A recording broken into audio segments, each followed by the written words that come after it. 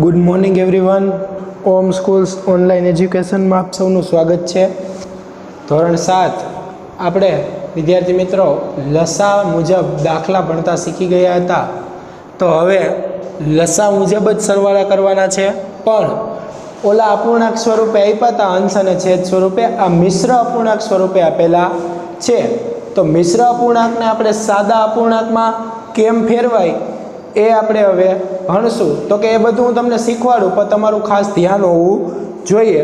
તો કે એ મિશ્ર અપૂર્ણાંક છે. જ્યારે આવી રીતના પૂર્ણાંક, બરાબર, પૂર્ણાંક આને કહેવાય પૂર્ણાંક, અંશ અને છેદ. પૂર્ણાંક, અંશ, છેદ આવી રીતના જ્યારે ત્રણ સંખ્યા આપેલી હોય ત્યારે એને મિશ્ર અપૂર્ણાંકમાંથી આપણે સાદા અપૂર્ણાંકમાં ફેરવવું પડે. તો માની લ્યો કે કોઈ પણ સંખ્યા હોય, હું તમને ઉદાહરણ આપું, આ 4, 1, 5, બરાબર. તો આને વચાઈશું 4 પૂર્ણાંક 1 પંચમાંશ, એટલે કે 4 પૂર્ણાંક 1/5. તો તમારે આને અંશ અને છેદ સ્વરૂપે ફેરવવી હોય તો સાહેબ થાય કેમ? તો કે એ કેમ થાય? તો કે જુઓ, મેં તમને કીધું હતું આ બંનેનો શું કરવાનો? ગુણાકાર. આ બે જે સંખ્યા રહી એનો શું કરવાનો? ગુણાકાર.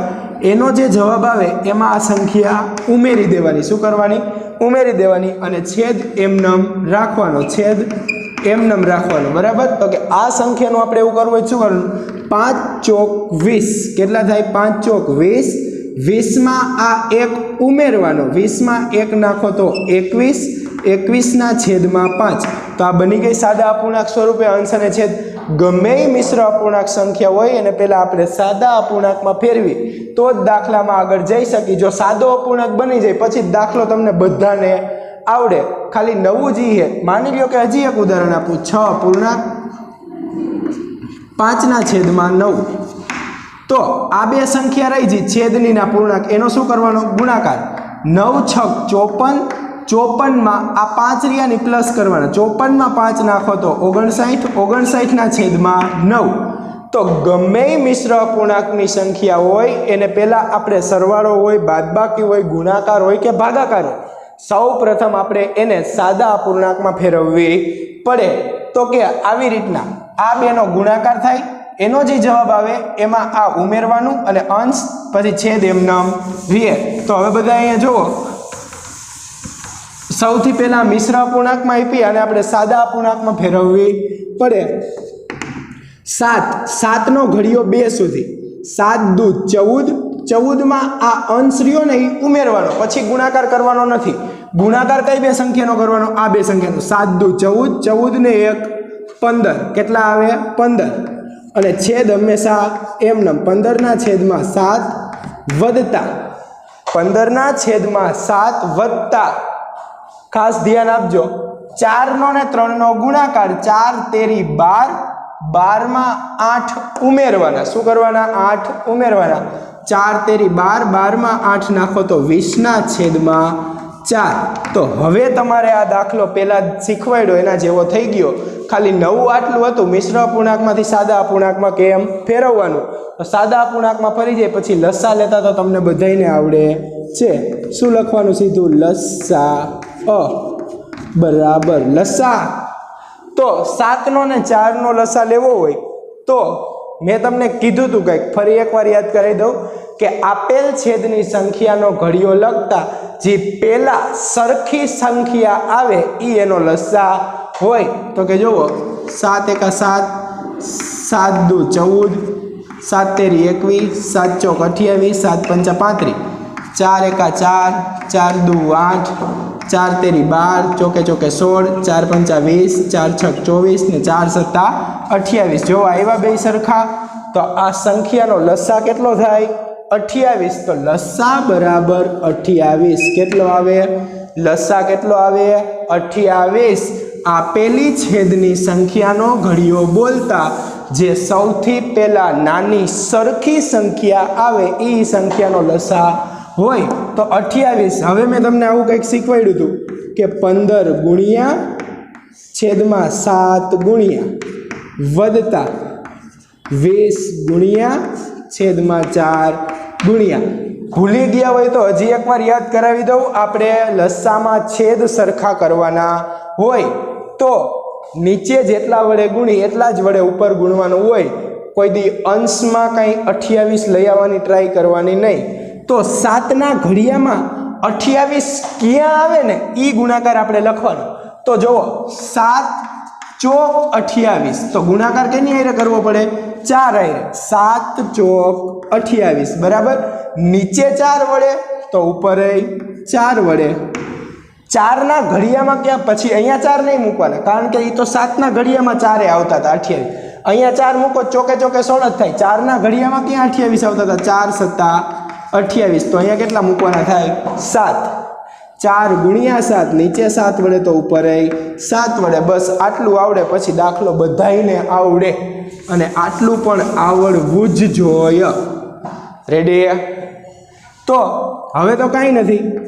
15નો ઘડિયો 4 સુધી. 15 ચોક 60, 60ના છેદમાં 7 ચોક 28 વત્તા 20 સત્તા એટલો ઘડિયો ન 7 દૂન 14, 140 છેદમાં 28.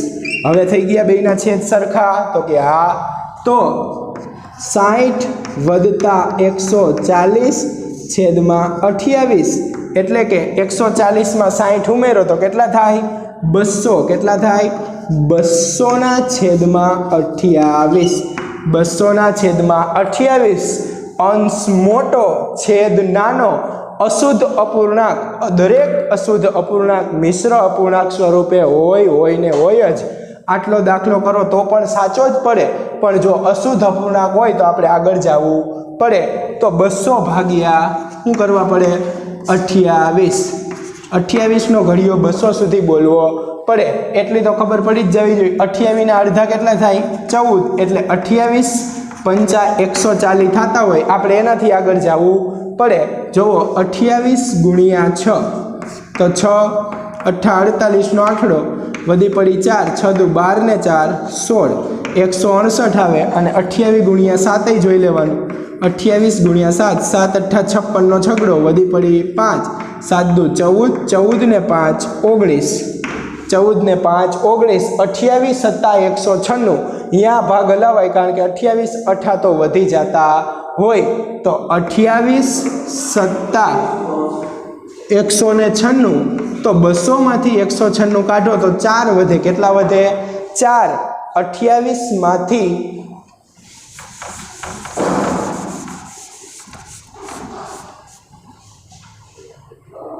તો હવે 28નો ઘડિયો ક્યાં સુધી આપણે બોલવાનો? તો કે જુઓ 28 સત્તા 196, આ હંમેશા છેદમાં રહીએ. 28 સત્તા 196, અને એમાં કેટલા ઉમેરો તો થાય? તો કે 4. 28 સત્તા 196, 196માં તમે 4 ઉમેરી દો તો 200 થઈ જાય. અને 200ના છેદમાં 28. આવી રીતના સાદો ભાગાકાર કરવાનો. જેના વડે ભાગાકાર કર્યો હોય હંમેશા છેદ તો એટલો જ રહે. જેના વડે ભાગ હલાવ્યો હોય પૂર્ણાંકમાં આવે ને, જે શેષ વધે એ અંશમાં આવે. જોવો જી 28 સત્તા 196, 196માં 4 નાખો તો 200ના છેદમાં 28 પાછું આના જેવું થઈ જાય. દરેક અશુદ્ધ અપૂર્ણાંક મિશ્ર અપૂર્ણાંક સ્વરૂપે હોય અને હોય જ. તો આ એક દાખલો આવડે બધાને? તો કે હા. તો બીજો દાખલો પછી આના જેવા તમને 5 દાખલા હોમવર્કમાં આપીશ, બધાને આવડવા જોઈ. તો કે હવે જુઓ, આ પણ મિશ્ર અપૂર્ણાંક સ્વરૂપે 9 પૂર્ણાંક 4ના છેદમાં 6 વત્તા 5 પૂર્ણાંક 2ના છેદમાં 4. તો એને આપણે મિશ્ર અપૂર્ણાંકમાંથી પહેલાં સાદા અપૂર્ણાંક સ્વરૂપે ફેરવવું પડે.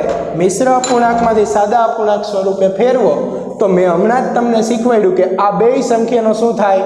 ગુણાકાર. છેદ અને પૂર્ણાંકનો ગુણાકાર થાય. ઉપરની સંખ્યાનો શું થાય? સરવાળો. 6 ને 9 54, 54માં 4 નાખો તો 58, 58ના છેદમાં 6 વત્તા 4 પંચા 20, 20માં 2 નાખો તો 22ના છેદમાં 4. આવી રીતના તમારે એને પહેલાં સાદા અપૂર્ણાંકમાં ફેરવવું પડે. હવે તમારો દાખલો બહુ ઇઝી રીતે થઈ જાય. તો જ્યારે સાદા અપૂર્ણાંકમાં ફરી જાય પછી પહેલું કામ શેનું કરવાનું? લસા. 6નો ને 4નો લસા કેટલો આવે? તો કે જોઈ લ્યો. 6 એકા 6, 6 દુ 12, 4 એકા 4, 4 દુ 8, 4 તેરી 12, મને તો ખબર હોય કે 12 આવે એટલે મેં આટલો ઘડિયો લખ્યો. તમારે મેક્સિમમ 5-7 સુધી લખવાનું, જોવાનું, આવી જતું હોય. જો આવ્યા 12 સરખા તો આપેલી સંખ્યાનો લસા કેટલો છે? 12. કેટલો? 12. તો લસા 12. ટૂંકમાં યાદ શું રાખવાનું? જેટલો લસા આવ્યો એટલા આપણે છેદમાં કરવાના હોય. તો કે હવે મેં તમને શીખવાડ્યું એમ 58 ગુણ્યા ખાલી છેદમાં 6 ગુણ્યા વત્તા 22 ગુણ્યા છેદમાં 4 ગુણ્યા. હવે 6 ની ઘડિયામાં 12 ક્યાં આવે? 6 ના ઘડિયામાં 12 ક્યાં આવે? 6 દુ 12. તો ગુણ્યા અહીંયા 2, નીચે 2 વડે તો ઉપર 2 વડે. 4 ના ઘડિયામાં ક્યાં 12 આવે? 4 ના ઘડિયામાં 12 ક્યાં આવે? 4 તેરી 12. તો નીચે 3 વડે તો ઉપર 3 વડે. 58 ગુણ્યા 2, 58 ગુણ્યા 2 કરી લેવાનું. 2 અઠ્ઠા 16 નો છગડો, વધી પડી 1. 2 પંચા 10 ને 1 11, એટલે કે 116. એના છેદમાં 6 દુને 12 વત્તા 22 તેરી 66, 66 ના છેદમાં 12. હવે બેયના છેદ સરખા થઈ ગયા 12. તો કે આ 116 વત્તા 66, 116 વત્તા 66 છેદમાં 12. રેડી? તો 116 અને 66 નો શું કરવાનો? સરવાળો. આ 116 વત્તા 66, 6 ને 6 12 નો બગડો, વધી પડી 1. 6 7 ને 1 8, 182 ના છેદમાં 12, 182 ના છેદમાં 12. તો 182 ના છેદમાં 12 તો ભલે ના આવ્યા, એનો કાંઈ વાંધો નથી સાહેબ, પણ અંશ મોટો છેદ નાનો, અંશ મોટો છેદ નાનો કેવો અપૂર્ણાંક થાય? અશુદ્ધ અપૂર્ણાંક. દરેક અશુદ્ધ અપૂર્ણાંક મિશ્ર અપૂર્ણાંક સ્વરૂપે હોય તો 182 ભાગ્યા 182 ભાગ્યા 12 કરવું પડે. 182 ભાગ્યા 12. જેના વડે ભાગાકાર કરો ને એ હંમેશા છેદમાં જ આવે, કારણ કે છેદ કોઈ દી ફરી જાય નહીં. પછી જેના વડે ભાગ હકાલો એ અહીંયા પૂર્ણાંક સ્વરૂપે આવે ને જે શેષ વધે એ અંશમાં આવે. 12 નો ઘડિયો 18 સુધી, 12 એકા 12, 18 માંથી 12 જાય તો 6, ઉપરથી ઉતરે 2, તો 12 પંચા 60, કેટલા વધે? 2. તો 12 એનો ગુણાકાર કેટલા આયરે કરો? 15. તો કે 15 પૂર્ણાંક 2 ના છેદમાં 12 બરાબર. જુઓજી, 15 ગુણ્યા 12 કરો તો 160, 160 માં 2, 15 ગુણ્યા 12 કરો તો 180, 180 માં 2 નાખો તો 182 છેદમાં 12. 12 15 પૂર્ણાંક 2 12અંશ, એટલે કે 15 પૂર્ણાંક 2 ના છેદમાં 12. આવા જ દાખલા હું તમને 5 આપીશ. કેટલા? 5. વિદ્યાર્થી મિત્રો, બધાને આવડવા જોઈએ. આટલા નિરાતે અને આટલા વ્યવસ્થિત ક્લાસ ચાલુ હોય એ જ રીતે ગણાવ્યા છે, તો મહેરબાની કરીને બધાને સાચા પડવા જોઈએ. હજી એકવાર કહી દઉં કે મિશ્ર અપૂર્ણાંક સ્વરૂપે સંખ્યા હોય તો આપેલો છેદ અને આ પૂર્ણાંક સંખ્યા બેનો ગુણાકાર કરવાનો. 7 દુ 14, ઉપરની અંશની સંખ્યા એમાં ઉમેરવાની. 14 ને 15 ના છેદમાં 7, 4 તેરી 12, 12 માં 8 20 ને છેદમાં 4. પછી બેયના ઘડિયા લખીને લસા લેવાનો. છેદમાં નીચે જેટલા વડે ગુણો એટલા જ વડે ઉપર ગુણવાનું. આવા 5 દાખલા હમણાં હોમવર્કમાં આપીશ, આજે બધાને આવડવા જોઈએ.